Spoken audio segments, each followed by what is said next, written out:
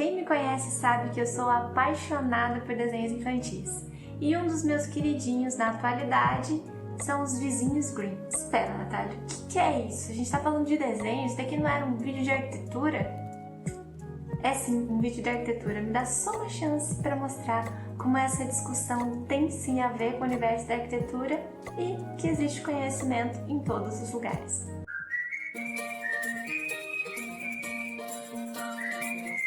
A série Os Vizinhos Grimm conta a história de uma família que perde sua propriedade rural e se vê obrigada então a mudar para a cidade grande e a fim de se reerguer. Bill Grimm, junto com Cricket e Tilly, que são seus filhos, se mudam então para a casa de Alice Grimm, que é a mãe do Bill, e essa casa fica bem no meio da cidade grande.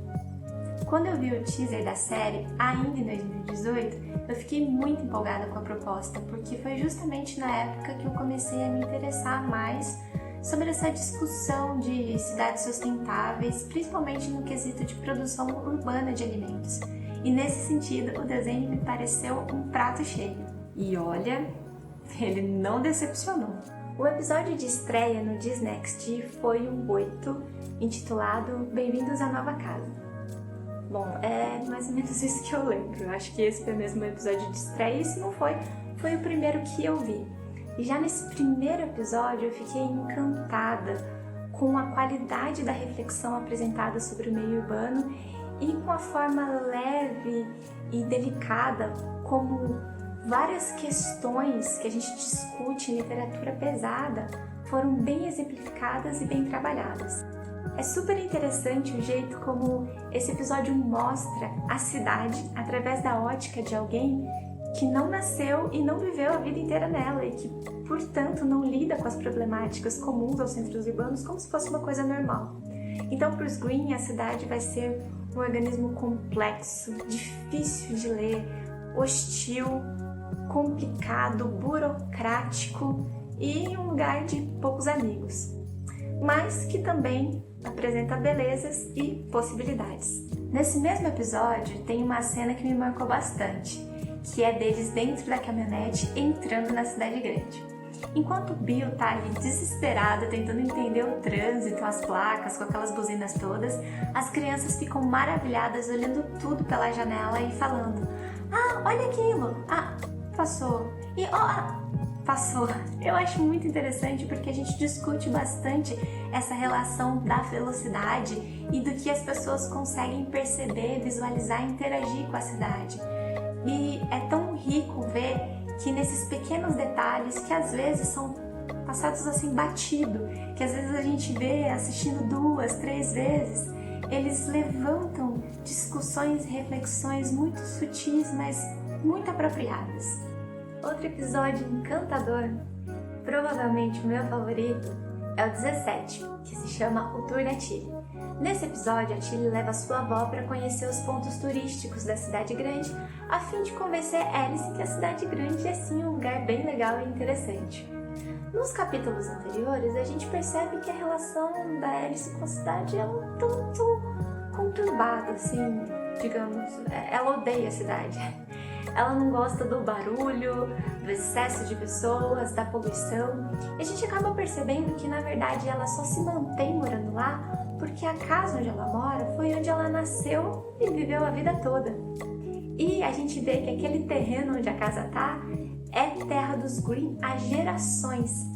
Nesse episódio, a gente acaba descobrindo como foi para Alice ver a cidade avançar sobre as propriedades rurais do seu entorno e ver como que foi essa pressão imobiliária que acabou inclusive tirando parte das terras dos Grimms, reduzindo eles só aquele pedaço de terreno que ficou junto com a Casa Vermelha. Nós vemos uma discussão super sensível sobre gentrificação e também sobre o significado dos lugares para as pessoas.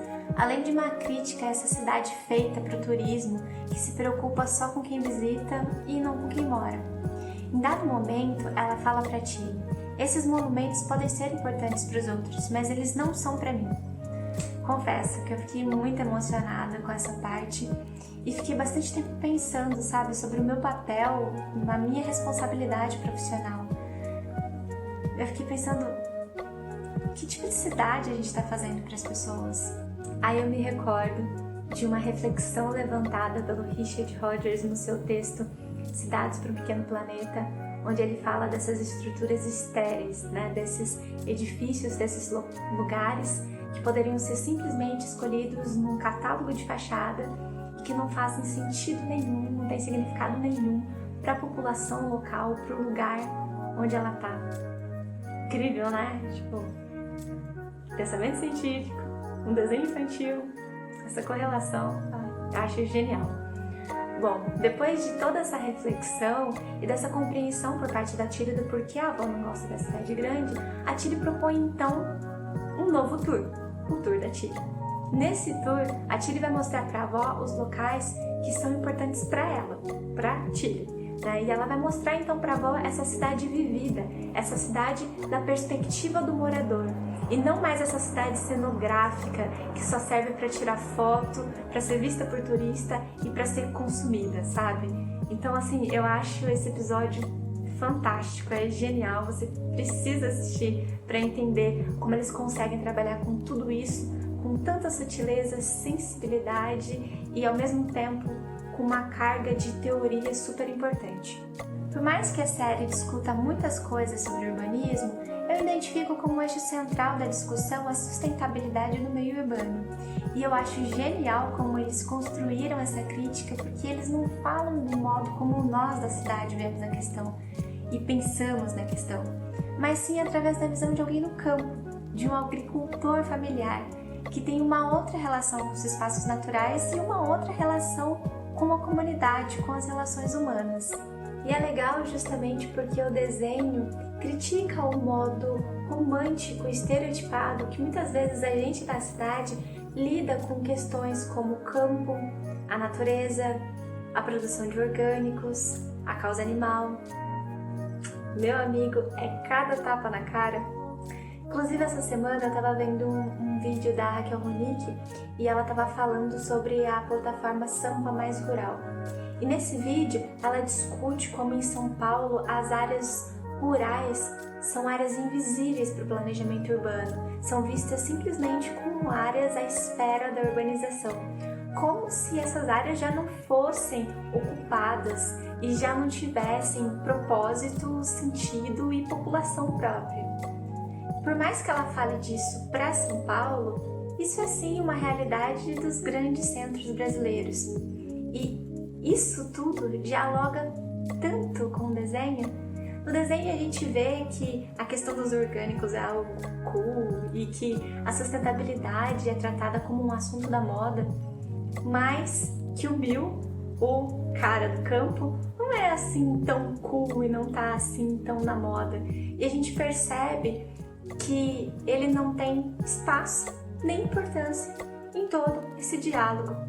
E isso faz a gente refletir o quanto a gente precisa ainda ser capaz de ver e ouvir para não cair nesses romantismos e conseguir, de fato, propor medidas comprometidas com toda a diversidade de realidades com qual a gente está lidando e que vão sofrer as consequências das decisões do planejamento urbano. Sabe? Várias das coisas que são discutidas como caminhos para a construção de cidades mais sustentáveis, como, por exemplo, a importância da proximidade com seus vizinhos e com a sua comunidade, a importância do andar a pé, o valor dos espaços livres que possibilitam encontros, discussões, troca de experiência, o uso da tecnologia para responder aos problemas da sustentabilidade, inclusive todas essas falas são do Rogers, elas são vistas no desenho como uma discussão de pano de fundo, mas também acabam surgindo discussões que são soluções práticas dadas pelos Greens para as problemáticas que envolvem tensões, por exemplo, como a cidade e a vida silvestre, e que ninguém na cidade sabe como resolver ou não tem proatividade para resolver, e eles dão uma solução a partir daquilo que eles conhecem, daquilo que eles sabem e daquela prática que eles já tinham da vida do campo. É louco pensar na profundidade e na riqueza da discussão apresentada pela série Os Vizinhos Green. E a discussão ganha ainda mais valor se a gente pensar nos dados da ONU que dizem que hoje 55% da população mundial vive em áreas urbanas e que esse número será de 70% em 2050. Nesse sentido, é fundamental democratizar e difundir essa discussão sobre as cidades que nós queremos, para a gente refletir como nós vamos agir para garantir qualidade de vida, justiça e equilíbrio entre o natural e o construído nesse cenário extremamente urbanizado.